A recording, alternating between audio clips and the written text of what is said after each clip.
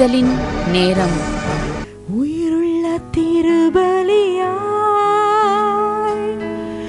உடலை படைக்கின்றேன், உள்ளம் தந்து விட்டேன். பாடுங்க எல்லாரும் சேர்ந்து. உயிருள்ள திருபலியாய் உடலை படைக்கின்றேன், உள்ளம் தந்து விட்டேன். தகப்பனே தந்து விட்டேன், தங்கிவிடும் நிரந்தரமாய். தகப்பனே தந்து விட்டேன், தங்கிவிடும் நிரந்தரமாய். எல்லாம் வாய்களை திறந்து பாடலாமா? உயிருள்ள திருபலியாய் உடலை படைக்கின்றேன்,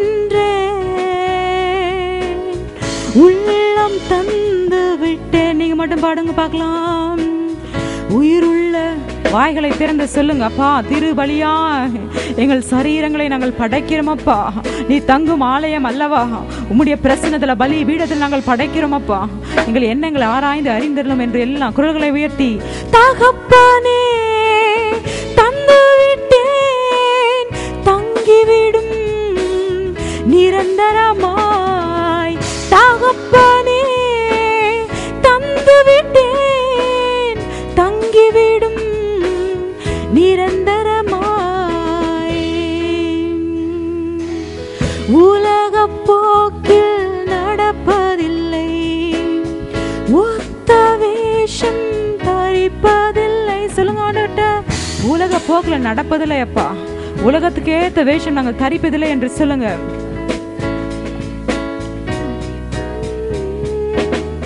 என் மனம் புதிதாக வேண்டும், திருசித்தம் புரிந்து வாழ வேண்டும். சொல்லுங்க. என் மனம் புதிதாக வேண்டும், திருசித்தம் புரிந்து வாழ வேண்டும். தகப்பனே தந்து விட்டேன், தங்கிவிடும் நிரந்தரமாய். தகப்பனே தந்து விட்டேன், தங்கிவிடும் நிரந்தரமாய். எசேக்கியேல் புஸ்தகம் 37 அதிகாரம் 4 முதல் 6 வசனம் வரைக்கும் படிக்க கேட்க போகின்றோம்.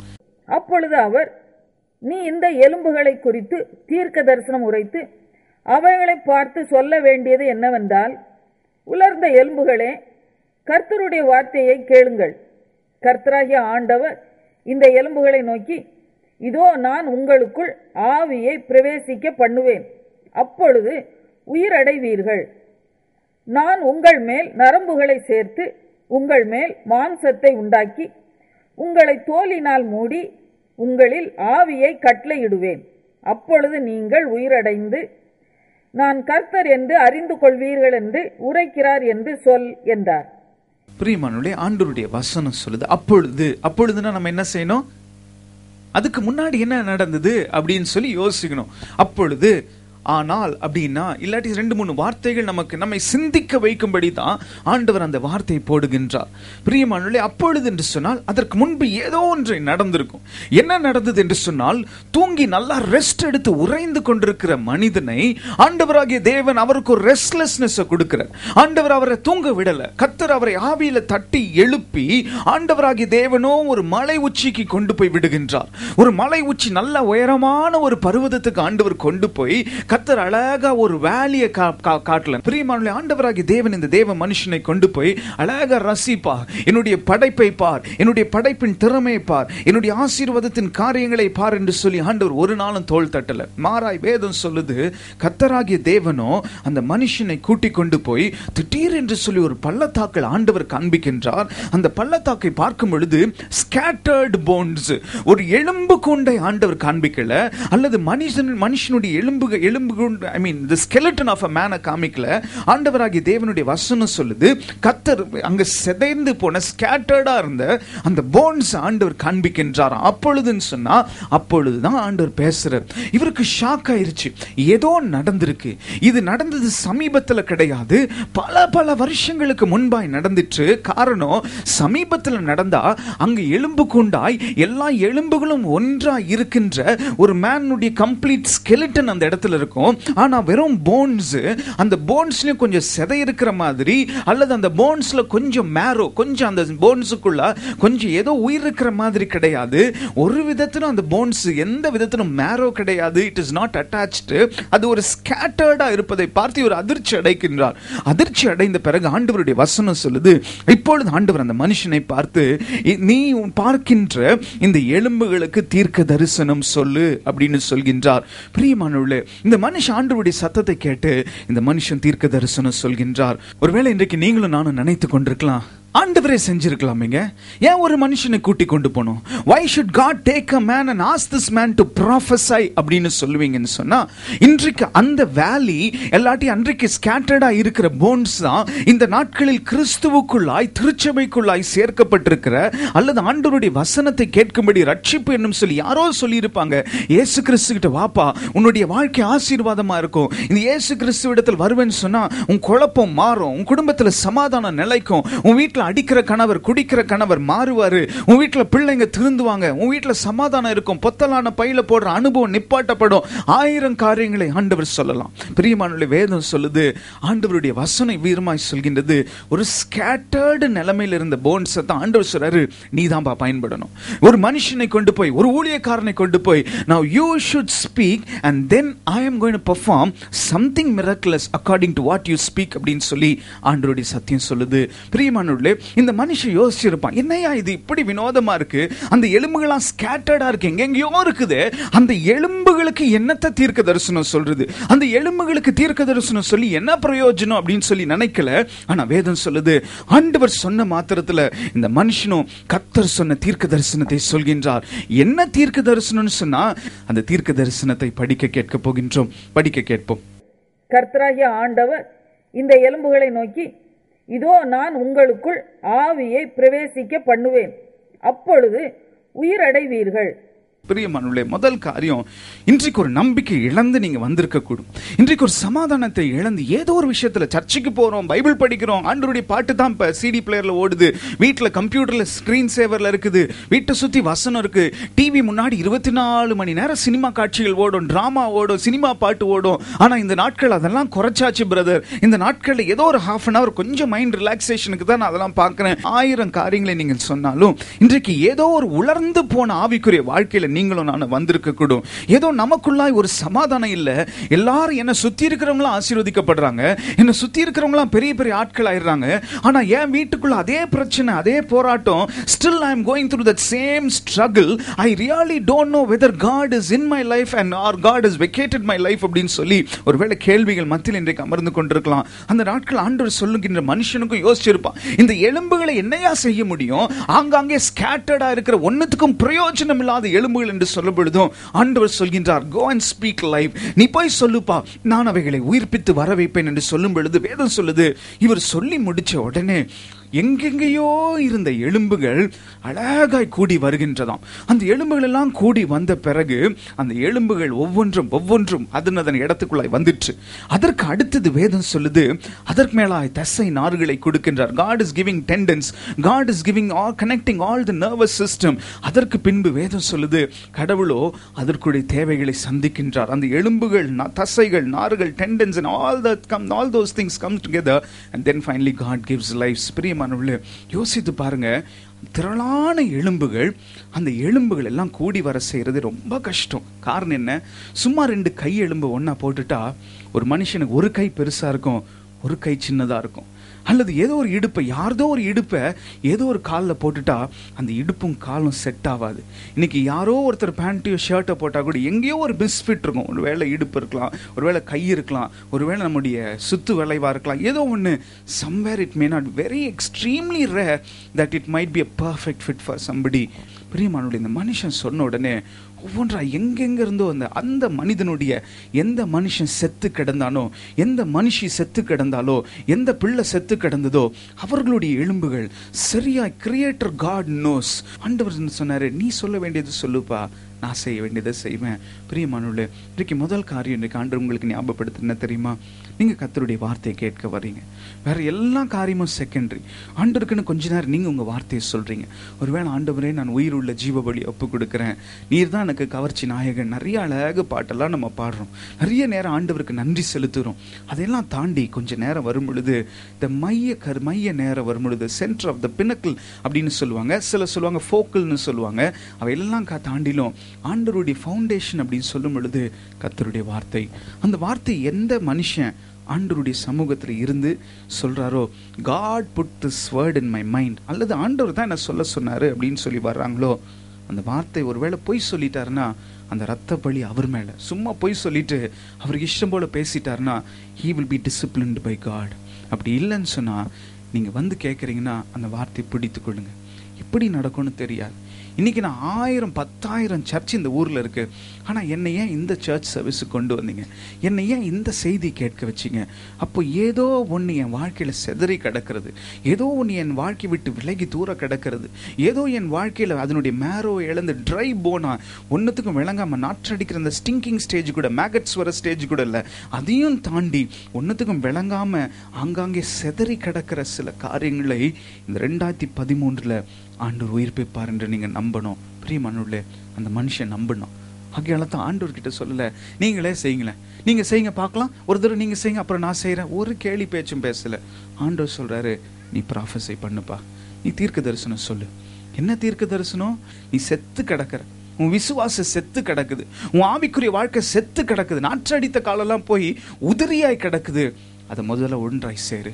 அதை முதலாய் ஒன்றாய் சேர்க்கும்படி தேவ மனுஷனே உன் ஜனங்களுக்கு சொல் என்று சொல்கின்றார். பிரியமான இந்த மனிதன் சொல்கின்றான். ஆண்டவர் பேசின என்னையா என்னம்மா நடக்கும் அப்படின்னு சொல்லுவீங்கன்னா, அப்போஸ்தலன் புஸ்தகம் 26ஆம் அதிகாரம் 13, 14, 15.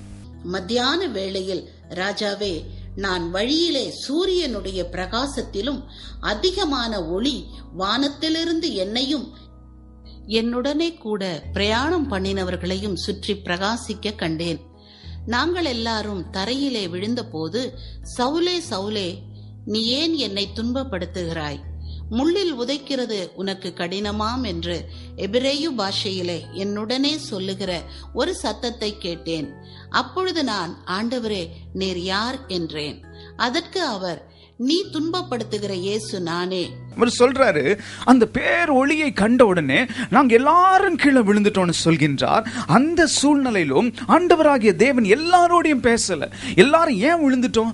கரெக்டா தானே வந்துட்டு இருந்தோம், ஏன் நமக்கு இப்படி ஒருவேளை யோசிச்சிட்டு இருக்கும் பொழுது ஆண்டவர் ஏதோ ஒரு மனுஷனை பார்த்து, சவுலே சவுலே, நீ துன்பப்படுத்துகிற தெய்வம் நான் என்று சொல்கின்றார். நீர் யார் ஆண்டவரே இவர் கேட்கிறாரு. அதுக்கு ஆண்டவர் பதில் சொல்றார். பிரியமானவர்களே, ஒரு 100 கணக்கான ஜனங்கள் இருந்திருக்கலாம், 50 பேர் இருந்திருக்கலாம். ஒரு பெரிய கொலை காரியங்களுக்காய் செல்கின்றார்கள். They're going to kill or they're going to brutally murder a couple of people or the church in another place. அப்படிப்பட்ட சூழ்நிலையில தனியா போயிருக்க மாட்டார், ஒரு பெரிய கேங்கோட போயிருப்பார். அப்போ ஆண்டவருடைய சித்தமும் திட்டமும் சொல்லுது, ஒரு மனுஷனை ஆண்டவர் பேசுகின்றார். ஒரு சத்தம் தான் வருது, கர்த்தருடைய தீர்க்க தரிசனம் தான். நீ முள்ளு மேல உதைக்கிறது கஷ்டம்பா, இனி இதை செய்யாத, இனி இதை செய்யாத என்று சொல்லி ஆண்டவர் சொல்லும் பொழுது அந்த மனுஷன் கீழ்ப்படுகிறான்.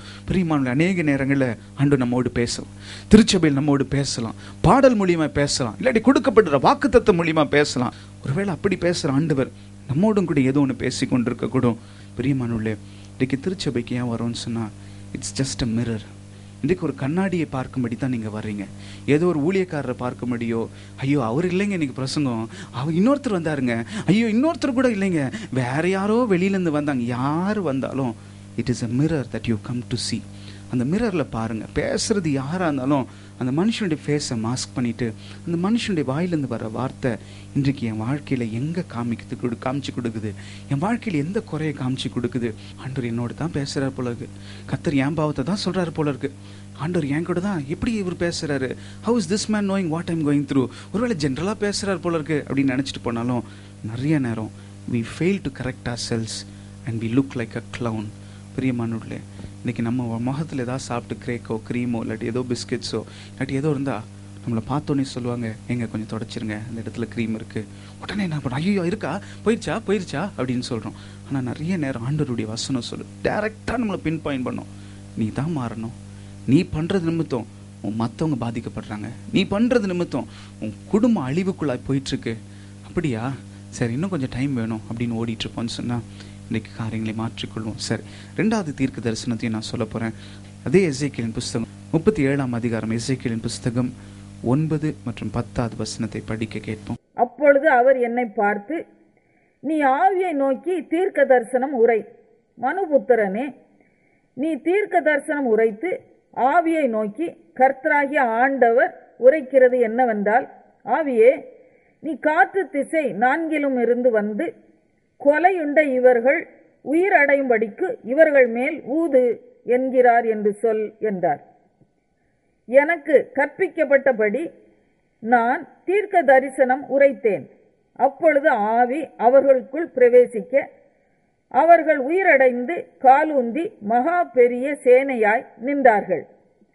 அப்பொழுது அவர் என்னை நோக்கி, மனுபுத்திரனே, இந்த எலும்புகள் இஸ்ரவேல் வம்சத்தார் அனைவருமே.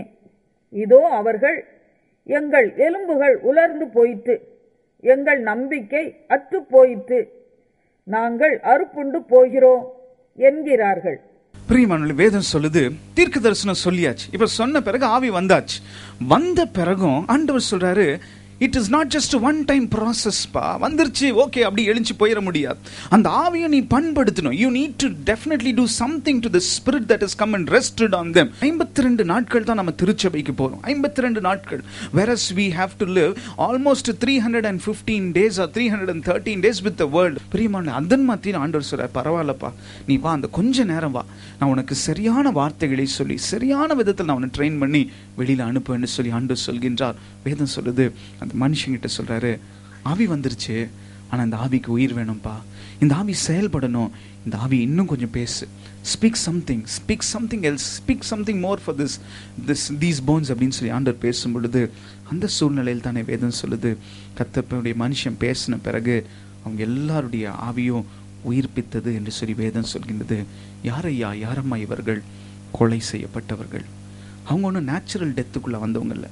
அவங்க ஒன்றும் ஆயுசு நாட்கள் முடிந்து வயசாயிடுச்சுங்க. இல்லாட்டி அவருக்கு 5 வயசு தான் இருந்தது, இவங்களுக்கு 10 வயசு இருந்தது, அவங்களுக்கு 30 வயசு இருந்தது, இவங்களுக்கு 50 வயசு, இவருக்கு 70 வயசு. ஏஜ் படி இல்லை. அவங்க they were all killed. அவங்க எல்லாம் சாவடிக்கப்பட்டவங்க. they were all slain to death அப்படின்னு சொல்லி கொலை செய்யப்பட்டவர்கள்னு சொல்லி பைபிள் சொல்லுது.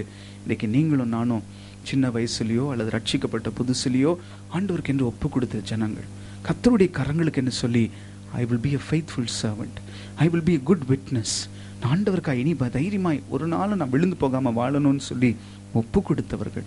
ஆனால் நம்மையோ பிசாசு நம்முடைய அர்ப்பணிப்பிலிருந்து, நம்முடைய ஜெபத்திலிருந்து, நம்முடைய தெய்வ பக்தியிலிருந்து, நம்முடைய அழைப்பிலிருந்து கொலை செய்யப்பட்டு we have been absolutely killed and we've been slain and we've been thrown out of God's mercy. பிரியமானவர்களே, ஆண்டவர் நினைத்திருந்தா ஆண்டவர் விட்டு போயிருக்கலாம்.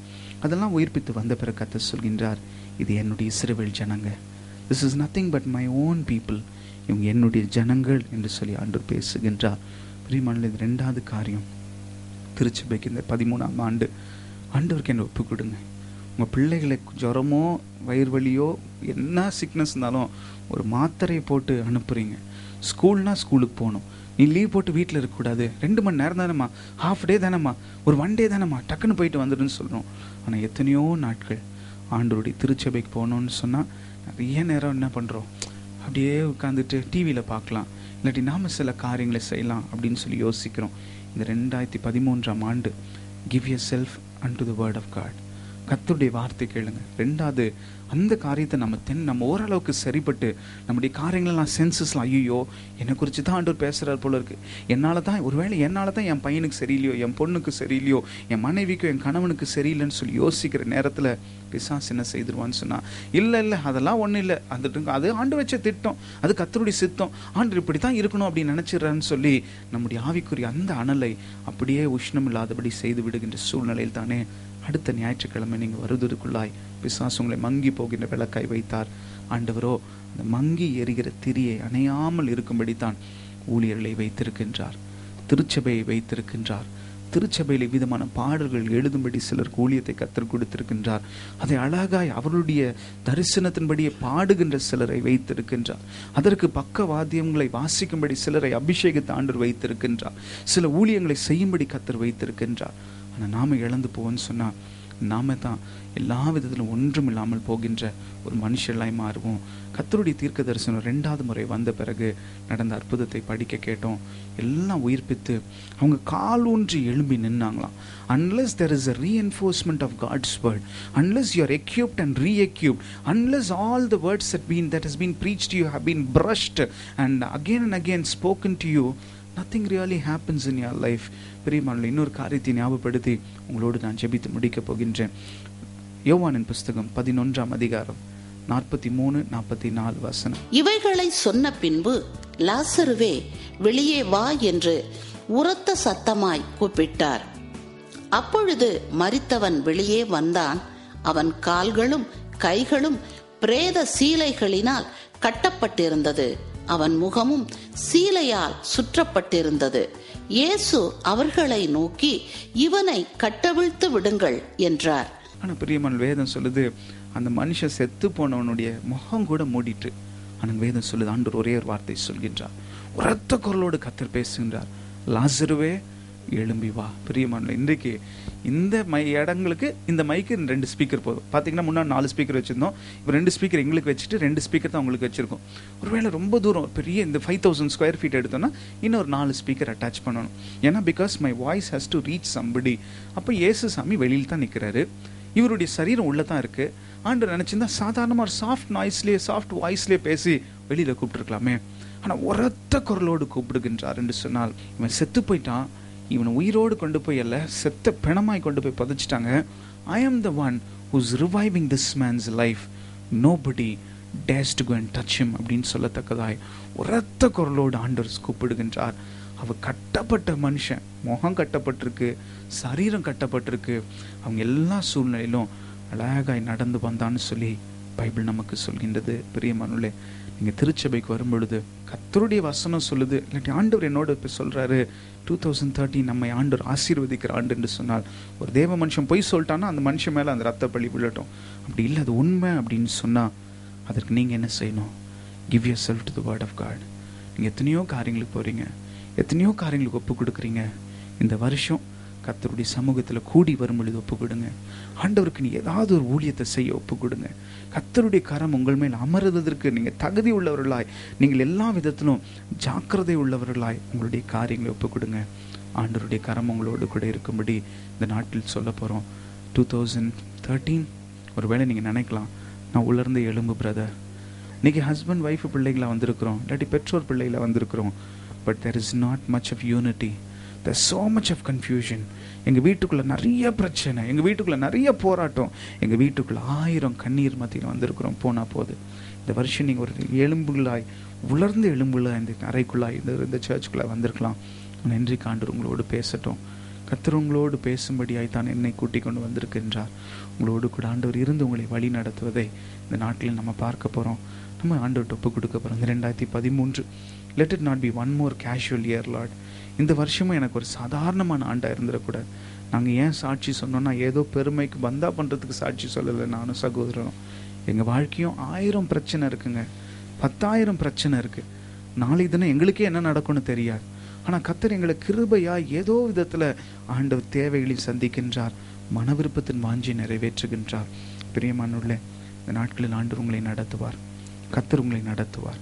இந்த 2012 நான் ஆண்டவருக்கு முன்பாக என்னை தாழ்த்தி சொல்கிறேன், ஒரு முறை அல்ல பல முறை நான் ஆண்டவரை வேண்டாம், இந்த ஊழியம் வேண்டாம், நான் முழு நேர ஊழியம் வேண்டாம், நான் வேலை செஞ்சிடறேன்னு எத்தனையோ முறை நான் முயற்சி எடுத்தேன். நான் வேண்டான்னு சொல்லிட்டேன். 2 மாதம் பார்த்துட்டு ஹாலை கூட மூடிடுவோம். This is a real test of time. அநேக நேரங்கள் பிரச்சனை இருக்குது, போராட்டம் இருக்குது. சிலர் சொல்லுவாங்க, இயேசுவிடத்தில் வந்துரு ஆசீர்வாதம் வரும், இயேசுவிடத்தில் வந்துரு வீட்டில் பிரச்சனையே இருக்காது. ஆனால் நான் சொல்கிறேன், இயேசு கிறிஸ்துவிடத்தில் வரும்பொழுது 1000 பிரச்சனை வரும். நீங்கள் ஆண்டவரை தேடும் பொழுது 10,000 பிரச்சனை வரும். ஆனால் ஏன்னு சொன்னால், God is taking you to a greater level. பிரியமானவர்களே, ஒருவேளை challenges will be there. போராட்டம் இருக்கலாம், பிரச்சனைகள் இருக்கலாம், அவமானங்கள் இருக்கலாம். ஆனால் ஆண்டவர் உங்களை நடத்துவார். இன்றைக்கி எந்த சூழ்நிலையில் மத்தியில் வந்திருந்தாலும் சரி, இன்றைக்கி ஆண்டவர்கிட்ட ஒப்பு கொடுப்பார். நம்ம கண்களை மூடி ஜெபம் பண்ணி ஒப்பு கொடுக்க போகிறோம். அன்புள்ள ஆண்டவரே, உம்மை துதிக்கிறோம். இந்த நாளுக்காய் நாங்கள் உமக்கு நன்றி செலுத்துகிறோம். ஒரு 1000 பிரச்சனைகள், போராட்டங்கள் 2012 ஒரு மெய்ப்பனுக்கே வரும் என்று சொன்னால் ஆடுகள் எம்மாத்திரம் ஐயா. வேதம் சொல்கின்றதே, மெய்ப்பனை அடித்தால் போதும் ஆடுகள் செதறிடும் என்று சொல்லி வேதம் சொல்கின்றது. அவ்விதமாய் அநேக தாக்குதலுக்குள்ளாய் நாங்கள் ஆளாக்கப்பட்டோம். அதன் மத்தியிலும் இந்த 2013 அழகாய் கொண்டு வந்து எங்களை நிறுத்திருக்கின்றீர். 1வது வாரம் தான் சுவாமி வந்திருக்கிறோம். இன்னும் 51 வாரங்கள் எங்கள் கண் முன்பாக இருக்கின்றது. இன்னும் 51 ஞாயிற்றுக்கிழமைகளை நாங்கள் பார்க்கணும். இந்த 1வது வாரத்துக்குள்ளாகவே எங்கள் வீடுகளுக்குள்ளாய் சில மனக்கசப்புகள், சில பிரச்சனைகள், சில முறுமுறுப்புகள், சில வேண்டாத வெளியில சொல்லக்கூடாத சொல்ல முடியாத சில பிரச்சனைகளோடு கூட இந்த இடத்துல வந்து அமர்ந்திருப்பது நீர் அறிவீர். ஆண்டவரே, ஒவ்வொருவருடைய இருதயத்தை நீர் பார்க்கின்றீர் சுவாமி. வேதம் சொல்லுகின்றது, உலர்ந்த எலும்புகளுக்கு தானே ஐயா தீர்க்க தரிசனம் சொன்னீர். ஆவிக்குரிய மனுஷர்களுக்கு அல்ல, திருச்சபைக்குள்ளா இருக்கின்றவர்களுக்கு அல்ல. இன்றைக்கு நாங்கள் திருச்சபைக்குள்ளா நல்லா அழகாக ட்ரெஸ் பண்ணிட்டு சென்ட் போட்டுட்டு பவுடர் போட்டுட்டு அழகாக வந்திருக்கிறவங்களுக்கு நாங்கள் சொல்கிறோம். ஆனால் உலர்ந்து போய் நாற்றம் அடித்த ஸ்டேஜெல்லாம் தாண்டி ட்ரை போன்ஸுக்கு போய் தீர்க்க தரிசனம் சொல்ல வைத்தீர். தீர்க்க தரிசனம் சொன்னபடியே அற்புதம் நடந்ததுன்னு பைபிள் சொல்கின்றது. ஆண்டவரே, அதே விதமாய் இன்றைக்கு எங்களுடைய வாழ்க்கை 2012 வரைக்கும் நாங்கள் உலர்ந்த எலும்புகளாக இந்த இடத்துல வந்திருக்கலாம். 2013ஆம் ஆண்டு அப்படி இருந்துவிடக்கூடாது என்று தான் ஐயா யாரோடு பேச வேண்டுமோ வேற சாயந்தரம் வரவங்களுக்கு வேற சத்தியத்தை பேசலாம். ஆனால் இன்றைக்கு காலையில் ஒவ்வொருவரோடு கூட நீர் பேசும்படி தான் ஐயா கூட்டி கொண்டு வந்தீர். உன் ஆவிக்குரிய வாழ்க்கை உலர்ந்த எலும்புகளா இருக்கு, அப்படியே விட்டு விடுவா என்று சொன்னால் you will just be dry and scattered bones என்று சொல்லி அவர்களோடு கூட பேசும்படி தான் ஐயா கூட்டி கொண்டு வந்தீர். இந்த நாள் முதல் நாங்கள் செய்கிற தப்புதங்கள் எங்களை மட்டுமல்ல எங்கள் குடும்பத்தையும் தாக்கும் என்று சொல்லி நாங்கள் எதை செய்தாலும் every action has an equal and opposite reaction என்று சொல்லி, not just the same reaction, it has an opposite reaction என்று சொல்லி நாங்கள் அறிந்து கொள்ளத்தக்கதாய் ஆண்டவரே எங்களுக்கு கிருபை தருவீரே. அவளுக்கு நன்றி செலுத்துகிறோம். வந்தவர்களை ஆசீர்வதியும். நிறைய கேள்விகளோடு வந்திருக்கிறேன், பண பற்றாக்குறைக்குள்ள இப்பொழுதே நான் தாக்கப்பட்டிருக்கிறேன் என்று சொல்லி கண்ணீரின் மத்தியில், வேதனையின் மத்தியில் சமாதானம் குறைந்து ஒருவேளை சந்தோஷம் இல்லாமல் யாராவது வந்திருப்பாங்கன்னு சொன்னா ஆண்டவரே ஒவ்வொருவரோடு நிரப்புவீராக. உலர்ந்து போன எலும்புகளுக்கு உயிர்ப்பிக்க வைத்து அவைகளை மறுபடியும் சேர்த்து கொண்டு காலூன்றி நின்று சேனையாய் மாற்றினீர் ஐயா. ஏதோ திருப்பி வீட்டுக்கு போய் வயலில் வேலை செய்ய வைக்கல, திருப்பி கொண்டு போய் you gave them the strength that was needed to fight a battle or to go and stand in the war front. ஆண்டவரே, சேனையாய் மாறும்படி ஒரு எதிரியை எதிர்க்கின்ற சக்தியை கொடுத்து, ஆண்டவரே முறியடிக்கிற சக்தியை கொடுத்து தானையா கொண்டு போய் நிறுத்தினீர். அதே போல இந்த 2013 எங்களுடைய எல்லாருடைய எதிரியாகிய பிசாசனுடைய தந்திரங்களை முறியடிக்கிற சக்தியை இங்க ஒவ்வொருவருக்கும் நீர் வைக்கின்றீர். அவளுக்கு நன்றி. அமர்ந்திருக்கிற ஒவ்வொருவர் மேலும் உம்முடைய கரத்தை வைத்து நீர் அந்த சக்தியை கொடுக்கும்படி நாங்கள் ஜெபிக்கிறோம். ஆண்டவரே, இயற்கைக்கு மேற்பட்ட விதத்தில் ஒரு ஆசீர்வாதமான காரியம் இவள் மேல் இறங்கும்படி நாங்கள் ஜெபிக்கிறோம். ஆண்டவரே, இந்த 51 வாரங்கள் உம்மை இல்லாதபடி ஒரு வாரம் கூட நாங்கள் போகக்கூடாது சுவாமி. நீர் இல்லாதபடி ஒரு மணி நேரம் கூட எங்களால் போக முடியாது ஐயா. இந்த நாள் முதல், இந்த நிமிடம் முதல் கர்த்தர் நீர் எங்களை பொறுப்பெடுத்து நடத்தும்படி நாங்கள் ஜெபிக்கிறோம். நீரே எங்களோடு கூட வந்து ஒவ்வொரு நாள் நாங்கள் செய்ய வேண்டிய காரியங்கள், பேச வேண்டிய காரியங்கள், சிந்திக்க வேண்டிய காரியங்களை எங்களுக்கு சொல்லிக் கொடுத்தோ செயல்படுத்தியோ கர்த்தர் நீர் ஆசீர்வதித்து கொடுப்பீர். அவளுக்கு நன்றி. வந்த ஒவ்வொருவரையும் ஆசீர்வதி. உடைய கரமே எங்களை தாங்கும்படி ஜெபிக்கிறோம். இயேசு கிறிஸ்துவின் மூலம் ஜெபம் கேளும் பிதாவே, ஆமென். அருமையானவர்களே, நீங்கள் கேட்ட செய்தி உங்கள் ஆவிக்குரிய வாழ்க்கைக்கு பிரயோஜனமாய் இருந்திருக்கும் என்று நிச்சயமாய் நம்புகிறேன். எங்களுடைய வாராந்திர கூட்டங்கள்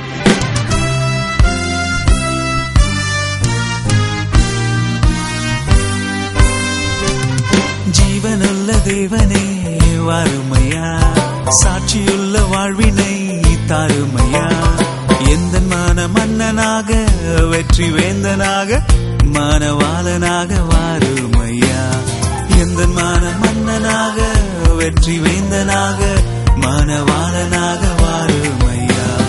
வாருமேசுவே, பாருமேசுவே, வாடி போன எந்த வாழ்வில் வாசம் வீசுமே. வாருமேசுவே, தாருமேசுவே, நொந்து போன எந்த வாழ்வை மீட்டு தாரு.